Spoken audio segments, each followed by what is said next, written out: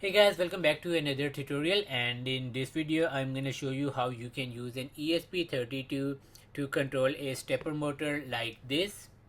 Now this method will work for any stepper motor you like, and the driver we are going to be using today is going to be this one. Now there is a bit of wiring involved if you want to control a stepper motor using ESP32. The wiring is not really complicated, but it's a bit messy. Later on in the video I will be showing you this PCB that I have made specifically to control stepper motor, and it makes the wiring process a whole lot easier and simpler. So I'm gonna show you how you can control stepper motor using this PCB as well.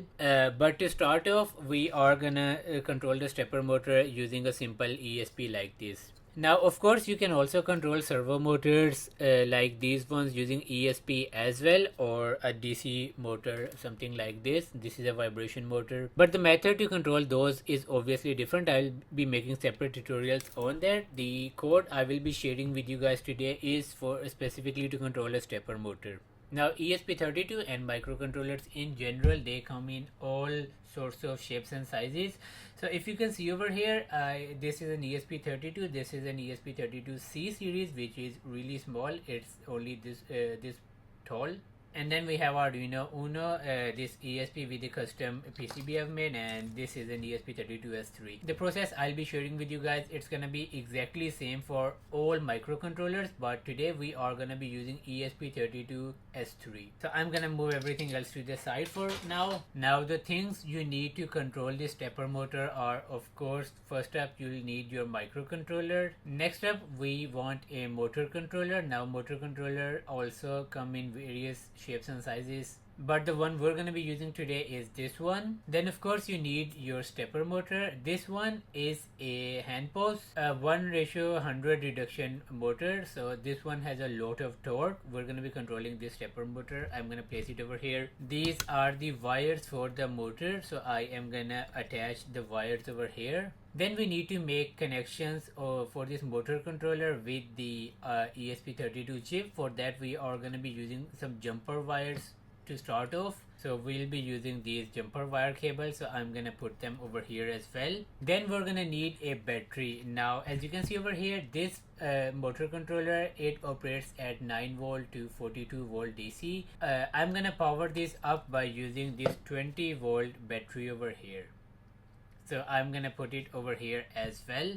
This step is optional, but if you don't know which terminals are which ones in your motor, we are gonna use a multimeter like this to check these terminals and figure out the various windings of the motor. So hardware wise, this is what you need to control the stepper motor. I want to briefly touch on microstepping for the motor controller, and basically in the simplest terms what microstepping is it's a way to divide one whole rotation of the stepper motor into smaller steps. To explain it really simply, let's say your stepper motor makes one whole revolution in like 100 steps. When you're using no microstepping, it's gonna complete one rotation in like 100 steps. But if you enable microstepping, it's gonna divide that one rotation into further smaller steps. And as you can see, there are a bunch of microstepping options on this microcontroller, and what settings you apply over here will depend on your specific need and how much torque is required for your application. You can utilize these microstepping options, and you can limit the amount of current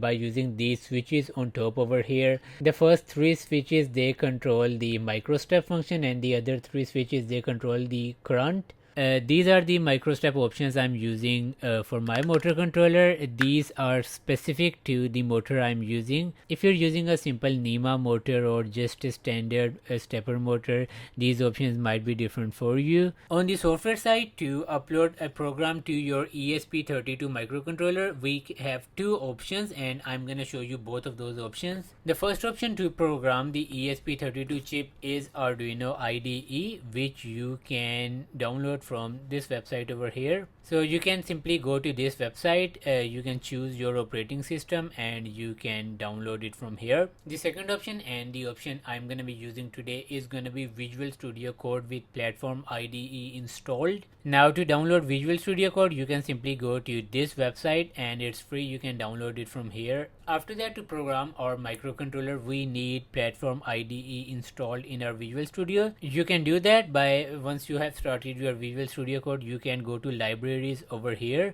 You can click here and you can search platform, and you can see the Platform IO IDE option over here. You can simply click on install button over here. I already have it installed. After that, you simply have to restart your Visual Studio Code. You can click close from here and you can restart it. Okay, that's pretty much everything you need to do on the software side. Now what we need to do is we need to do the wiring for the motor controller and the motor with the microcontroller, and I'm going to show you step by step on how you can do that. These are the connections you need to make this thing work. So for example, the GPIO pin 4, 5, 6 you can see over here, they are connected to the enabler plus, the direction plus and the pulse plus pin on the motor controller.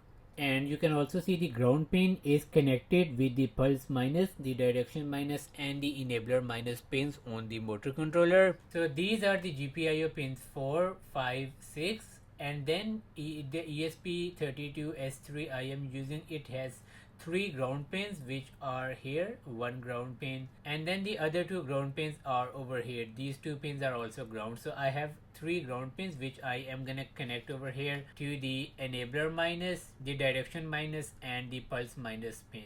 So I'm gonna grab a jumper wire over here and I'm gonna insert it to the GPIO pin number 4 over here. As you can see, I'm gonna attach 1 to the 5 and I'm gonna attach 1 to GPIO pin number 6 as I've shown in the diagram. Okay, so now the GPIO pins are connected to 4, 5, 6 over here. So I have 3 wires over here which I am gonna use for the ground cables, and I'm gonna attach them on the ground pin over here. So the ESP32 S3 I am using right now, it has 3 ground pins. The first one is over here, as you can see, this one is ground. The other 2 ground connections are over here, as you can see, these 2 are ground. Then we have a ground connection over here as well, but we only need to make 3 ground connections for this circuit to work. If you have a version of ESP32 or any other microcontroller that does not have enough ground pins, you can simply attach 1 wire to the ground connection, and then you can make a joint with 3 more wires that you can drag all the way to the motor controller over here. So you can all 3 ground pins, you can attach them to a single joint on the ESP. By the way, these are the GPIO pins I am using on my ESP. You can use any of these GPIO pins that are available to you. You will simply have to change them in the code later on. So now we have GPIO pin 4, 5, 6 connected. We are gonna take them to the motor controller and then we are gonna attach it over there. Okay, so the GPIO 4, 5, 6 pins have been attached to the pulse plus, direction plus and enabler plus pin over here. Now I'm gonna join the 3 ground pins from the ESP to the enabler minus, direction minus and pulse minus pins over here. Now I have made these connections. With that, these connections on our motor controller are finished.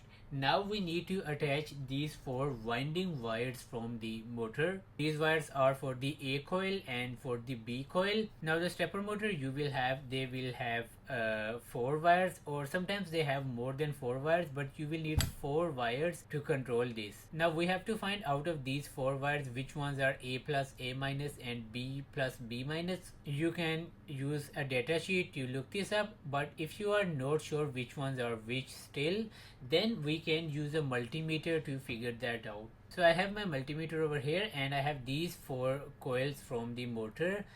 Now what we need to find out is which ones of these coils are short. So I am gonna test them one by one, and as you can see, these 2 coils are short. So the coils that are short, they are part of a single winding. So you can either call them A plus A minus or you can call them B plus B minus. Now the 2 that are short, we are gonna attach them to a single winding over here, B minus B plus, and the other 2 wires are gonna go to A minus A plus. Okay, so the motor coils are now attached. With that, this part of the circuit is also done. Now we only have the power cables remaining, and I'm gonna attach them over here. We have the VCC and the ground section over here. Okay, now as you can see, all the wiring connections have been made like I showed you in the wiring diagram. Now we can control this stepper motor by programming this microcontroller, which is the next step. Now what we need to do next is I'm gonna plug this to computer over here. So now as you can see, it's powered on. If you're using Arduino IDE, you can go to tools and then boards, and you can select your board from here. So there are a bunch of Arduino options, ESP options, and once you have selected your board, it will show up over here. Let me remove the code, and you can write your code over here and you can upload it to the ESP. We're gonna be using Visual Studio Code for this, so I'm gonna turn it on. Once you have loaded your Visual Studio Code, you can go to Platform IO Home by clicking on this button over here, or you will have this alien looking logo over here. You can simply click it and click on create new project. I'm gonna click on create new project, and I am gonna write a name, let's say stepper motor, and then you can select your board from here. Now there are a bunch of options. The board I'm using today, I'm using this board, so I'm gonna click on this board, and then I am gonna click on finish, and it's gonna create a new project and environment for our code. Now the program we need to write to control our stepper motor, it's gonna be over here in source. You're gonna wanna go to main.cpp, and the code we're gonna write to control the stepper motor is gonna live over here. Now I want you to copy the code from the description and paste it over here, and we're going to be controlling our stepper motor by using this code. Now we are defining the GPIO pins that we have attached to the motor controller over here. In our case, the pulse pin or the step pin is 4, the direction pin is 5, and the enabler pin is 6. And the frequency over here, this defines what speed your stepper motor is gonna be rotating at. Now I want to mention one really important point over here, which is the stepper motor that I am using today. This one has a reduction of 1:100, which basically means the speed of this stepper motor is really slow but the torque is really high. If you're using a normal stepper motor, you won't need this high of a speed to rotate your stepper motor. The reason I'm using this high of a frequency, I'm gonna show you in a bit, is because this stepper motor has really high torque and it rotates at really slow speeds. As you can see, the frequency over here is 100, and I am giving steps after every 100 microseconds. Now depending upon your stepper motor, you will need to play around with the frequency to change the speed of your stepper motor over here. The remaining code is pretty simple. We're defining these GPIO pins as output, which means we will be giving signals to these pins, and you can change the direction of your motor by writing the direction pin as high or as low. So the low will turn it in opposite direction to high. I'm gonna connect the motor controller to the battery over here, so I am gonna make these connections now. As you can see, the motor driver is now on. You can select the ESP from here, so it's gonna be this one, and then you can upload this code to the ESP32 from this button over here. So I'm gonna click on upload. It's gonna build the code and it's gonna make sure there are no errors or anything, and then it's gonna upload the code to the ESP. Once the code has been uploaded, you can see this stepper motor is rotating. It's rotating at a really slow speed. I'm gonna try attaching a paper on it. As you can see, this motor is rotating. It's rotating at a really slow speed, but it's rotating nevertheless. You can play around with the frequency to increase or decrease the speed of the motor depending upon your needs. And these are the wiring connections we had to make to get this thing to work. Now, like I mentioned, the connections to get this thing to work, they're not difficult to make, they're not complicated, but it's pretty easy to make a mess out of these wires, especially if your project uses multiple stepper motors, which most of the times is the case. And that's why I'm gonna show you now how you can make the exact same connections by using the custom PCB I made. This PCB can control up to 4 stepper motors at a time. As you can see, it has 4 high voltage pins over here, and then it has 2 5-volt connections over here, which you can use to power any other peripherals or displays. Okay, so now I have attached the power cable connections to this PCB over here, and I'm gonna power this up using battery. You can power it up by using a power supply or any other power source you might have lying around. So as you can see, it has powered on the entire circuitry, including the buck converter over here and the ESP32 over here. Now to connect the motor controller with the ESP over here, what this PCB uses is it uses JST connectors over here. So these are the connectors. So you have 4 high voltage GPIO pins over here. These pins are gonna be at 5 volts, and you have 3 ground connections over here.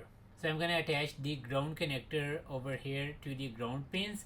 Now this connector is attached to the enabler minus, the direction minus, and the pulse minus, and the remaining pins I'm simply gonna attach over here like so. And then you can simply grab whatever stepper motor you have, and you can attach the windings over here to the windings pins on the motor controller. And we need to provide power to this motor controller, and we can do this from this PCB. And if instead of one motor, if you want to control a second and a third stepper motor as well, it has 3 high voltage sources over here to supply power to all these motor controllers. So the positive one is gonna go to the plus over here, and the negative one is gonna go to the negative over here. And as you can see, using the same code, just changing the GPIO pins, the motor is now rotating, and the connections this time around, they are pretty solid. They're not gonna go anywhere, and you can control more than one stepper motor using this PCB, of course. So that's it for this video. Thank you so much for watching, and if you need help with anything, feel free to ask me in the comment section down below.